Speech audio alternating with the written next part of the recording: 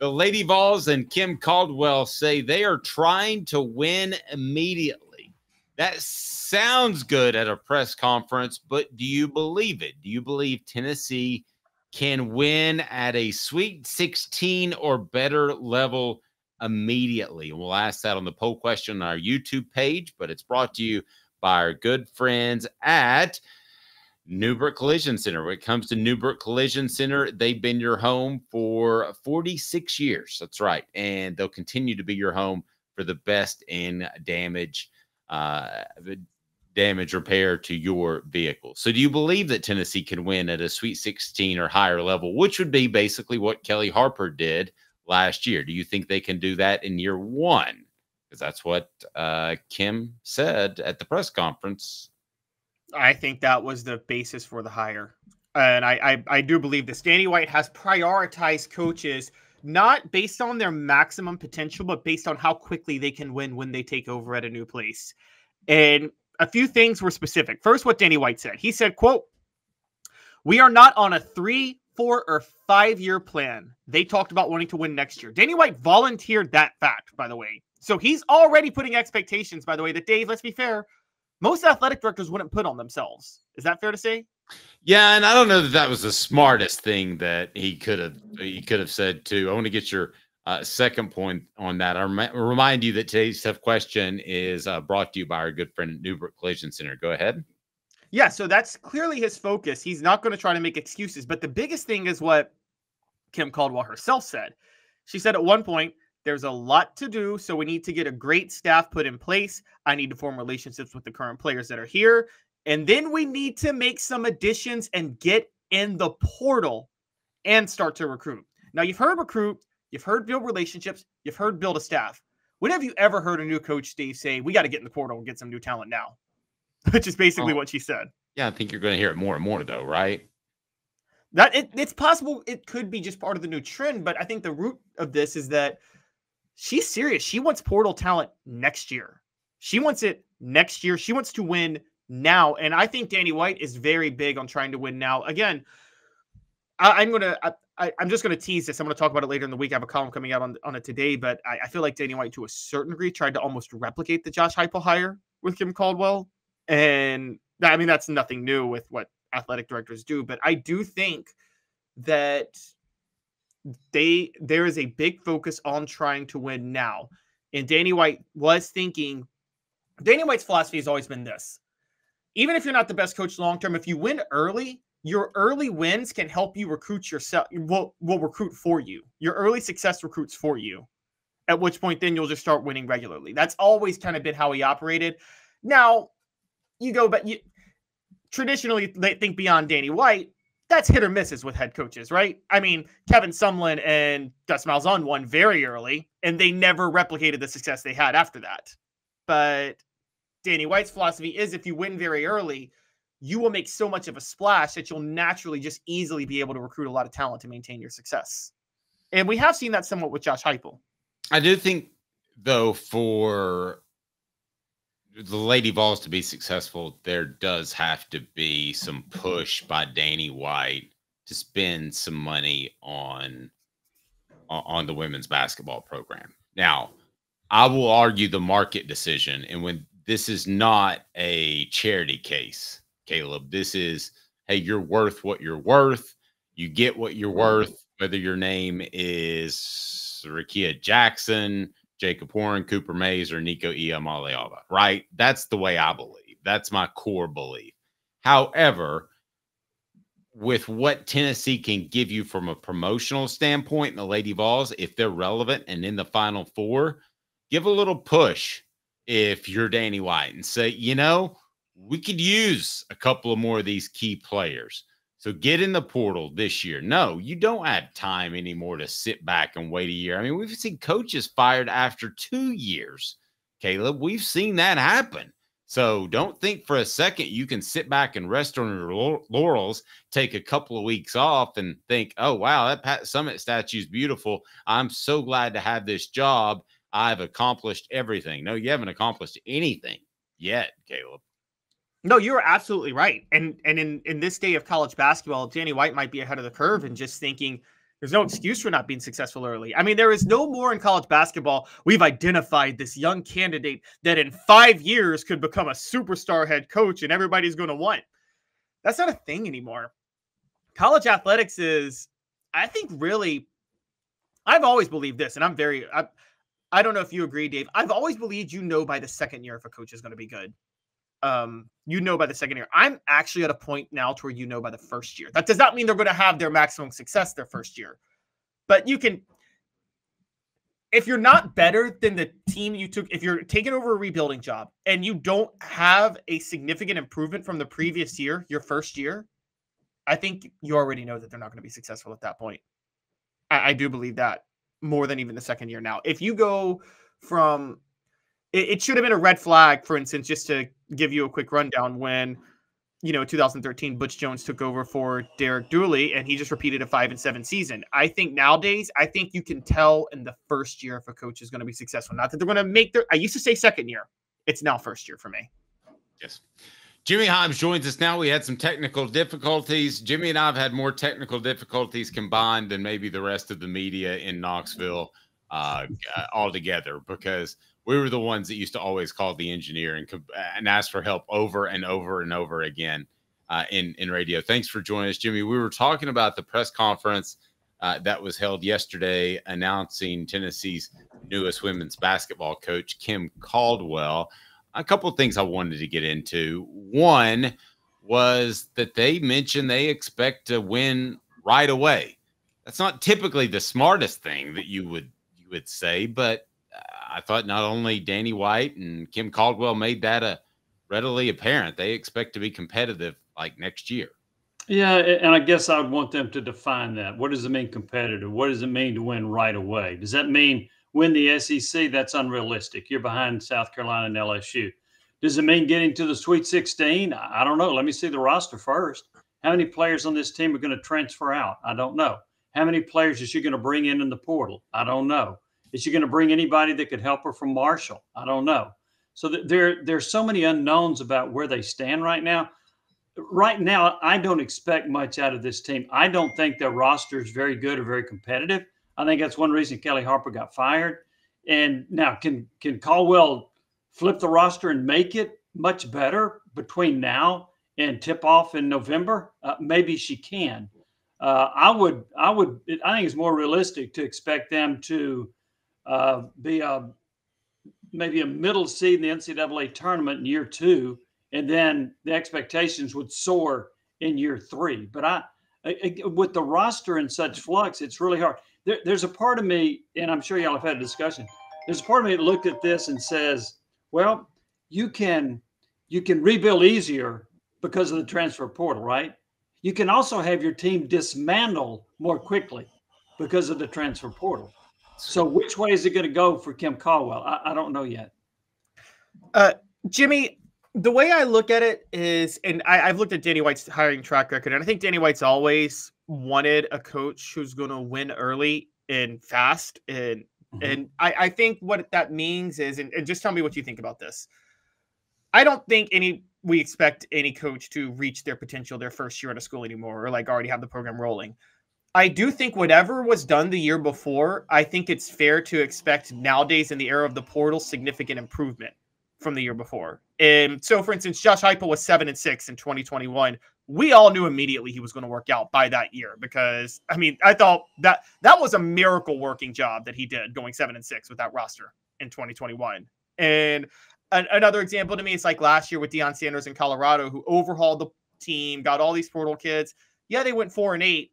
But they were 1-11 the year before and lost 10 of their 12 games by at least 25 points. So obviously there was significant improvement. So I think, do you think what he was saying was there's the expectation that they expect to be significantly better than at least what they were under Kelly Harper her last year from when she was fired? There's not going to be this, we'll be good 5 years down the road thing anymore. Yeah, I'll agree with the last part. It's not this, we're going to be good 5 years down the road. Do I think that Danny White wants them to be better than they were this past year when they won 20 games and they were a number 6 or 7 seed in the NCAA tournament? I would think he would want to be at least that good. But without knowing who's going to be your players, how can you say? You've lost your best player, who's going to be a top 5 pick in the WNBA draft. You've had some other players that, in my opinion, have underachieved. You don't have a bell cow with this team. And one reason Kelly Harper got fired is she didn't recruit very good high school players in over 2 years. So you don't have any rising stars from the high school ranks. So here's what I would have done, or what I would do. You remember when Josh Heupel came in and somebody asked him, "What do you expect your first year?" He said, "I'm not putting a ceiling on it." Don't put a ceiling on Kim Caldwell. Now, I don't know what that is going to end up being. I agree with you, Caleb, that Heupel's first year, he did a heck of a job getting them to 7 wins in a bowl game. And I think he will be a successful coach at Tennessee. Where Caldwell's roster ends up is going to really help. I could better answer this question probably in August than right now about what I think that first season is going to be. Because, again, I don't know what this roster is going to look like. But I do think you will see signs of whether or not you think she can win. I mean, if she comes out in the first year and they go 8-22, so yeah. But I also don't see them winning 25 games either, at least not with the current roster. Hit that like button, thumbs up if you haven't done it to this point, and we certainly appreciate that. Subscribe if you have not done that, and give us your thoughts if you have a question for Jimmy Hyams about the Lady Vols hire. I just want to get your thoughts in general because we haven't done that. Was this a good hire? What does this hire say to you, Jimmy, about the direction that Danny White wants this program to go? A quick word from our good friends at Joe Newbert Collision Center. Hold tight, and we'll get right back with Jimmy's answer to that. Now in its 45th year, the second and third generations continue Joe Newbert's commitment. His vision of what this business needed to be, we still try to live up to that. Joe Newbert Collision Center. So, Jimmy, this hire has been called a save money hire. It's been called a long-term hire. It's been called a hire with a great ceiling. How would you describe this hire? I think that if you look at the track record of Danny White, he typically has hired coaches who were up-and-comers. Now, granted, in Buffalo, that you're not going to go out and hire a Nick Saban caliber coach. I get that. But he hired Nate Oates. Where is he right now? At Alabama. He hired Lance Leopold in football. Where is he right now? At Kansas. Both of them have been successful. I think he's got a pretty good eye for hiring up-and-coming coaches. Josh Heupel, to me, would fit into that boat as well. So I think he's looking at somebody that long-term can get this program back to where it wants to be. Look, it's ridiculous to think that the first year they're going to be in the Final Four. That's not going to happen. I don't even know if they can get to the Sweet 16. But I would see this as him investing in a young coach who's got an up-tempo offense like Josh Heupel in football that likes to press. I look at this a lot, Dave, like when Tennessee hired Bruce Pearl. Pearl came from a smaller school. He was an up-and-coming coach. He spent more time as a head coach than Caldwell has spent. But he came in with an up-tempo offense, shoot the three-pointer, and press. And that's what Kim Caldwell is going to do. Now, Pearl had immediate success, in part because he actually inherited a pretty good roster that Buzz Peterson underdeveloped. Could that be said of what Caldwell's inheriting, or maybe some of these players better than they have shown? I guess that's possible. But I'm not impressed with right now the talent that she is inheriting. So, and I want to go back to this. I've heard people say he hired on the cheap. Okay, who could you have paid a whole lot of money to get, or who deserved it? You're not going to get Dawn Staley. You're not going to get Kim Mulkey. You're not going to get Gina Auriemma. Tara Vanderveer just retired at Stanford. There weren't many coaches out there that I would say, hey, throw $3 million at them. Now, one of them that I would be tempted to do it would be Louisville's Jeff Walls, and also Lindsey Gottlieb at USC. You could have thrown some more money at them. How much, I don't know. Those are kind of your mid-level ones, if I may interrupt for a second. Yeah. To me, do you think Tennessee really had a shot at those two? Those are kind of the ones that aren't the Genos, aren't the Mulkeys, that are definitely not leaving because of money or adherence to that school. I'm going to say yes to Jeff Walls at Louisville. I'm going to say maybe not to Gottlieb. I don't know Gottlieb's interest. I do know that Walls expressed interest in the Tennessee job before. And I think if they'd gone after him and paid him some money, they'd have hired him. I think that's when they hired Kelly Harper. Right. He's taken 2 teams to the Final Four. So I think he was in the ballpark. Did he talk to him? Did they have a meeting? Was there something about him that Danny White didn't like? I don't know. But to me, that's one of the few named coaches who's been to a Final Four that I thought Tennessee would have had a shot at. All right, let me ask both of you guys this question. Caleb, I'm going to start with you. Is this basketball program heading into, because we've talked a lot about this season. I don't know what Campbell's going to do in 3 or 4 years. I don't really know what she's going to do in November. But in this upcoming season, with her at the helm instead of Kelly Harper, is Tennessee a better basketball program playing Team X on Sunday right now? Because there seems to be this narrative that the Lady Vols just got way, way better in coaching. Did they get way better in coaching, Caleb? And then, Jimmy, I'll ask you a very similar question. They got way more exciting. I do think they got better. I do think they'll be better because I do believe they're going to make a run in the transfer portal and add a lot of talent. And to Jimmy's point, comparing her to Pearl also won a Division II national championship, just like Kim Caldwell. And so they're very similar. And also West Virginia ties. I mean, there's a football coach who just retired who came out of West Virginia, who had some deep West Virginia ties. I'm not sure of his name, if you guys could help me remember. Yeah, there's also a logo, Jimmy, in the NBA. So there's all kinds of great people that That's come right. out of West Virginia. Nick Saban. George Caffigo. George, I didn't know about George Caffigo. Now I'm wondering, Braxton Berrios, who played slot receiver for Tennessee. Jimmy, I'm sure you remember him, right? Oh, yeah, he was, yeah. He was just some dude I covered at a camp that ended up being an NFL player. I was like, oh, I covered him. That's neat. Jimmy and I are both long-suffering Cowboys fans, so we go through that. Can we play the clip? Well, wait. What's Jimmy's answer? Are they going to be better next year or not? Oh, are they better just because of coaching if they had to play Team X on Saturday? I'm going to say yes because I think the style of play is going to help them. I mean, look, what helped Josh Heupel, his style of play? It was a little bit different than what most people did. So I think her style, just like Bruce Pearl's, I think her style is going to help her in that regard. So I'm going to say yes. What about style too in terms of getting away from anybody that has any tie to the Lady Vols? I just thought that made the Harper decision more difficult, the Warlick decision more difficult. I thought that was a wise move. I don't know if there was a Lady Vol out there, maybe Kara Lawson, that could have worked out. I don't think so. But even if there was, I would have avoided that like the plague. Well, Lawson's the only one. She's the only one that had any Lady Vols ties. She did an okay job at Duke. She averaged a little over 20 wins, I think. And she never got past the Sweet 16 either at Duke. So, and I think she's a pretty good coach. Is she better than Kim Caldwell? That's hard to say right now. But I do like the upside of Caldwell. And I do think that she's going to recruit well. I just don't know if she can flip it this quickly. Maybe she can. I don't know how many really good players in women's basketball are in the portal. So that's another factor. I do think, and this is an interesting part of this too. I've heard from one source that Tennessee didn't have the NIL money in their Boost Her Club to get some players. And I heard somebody else say, no, that's not a factor. That had nothing to do with it.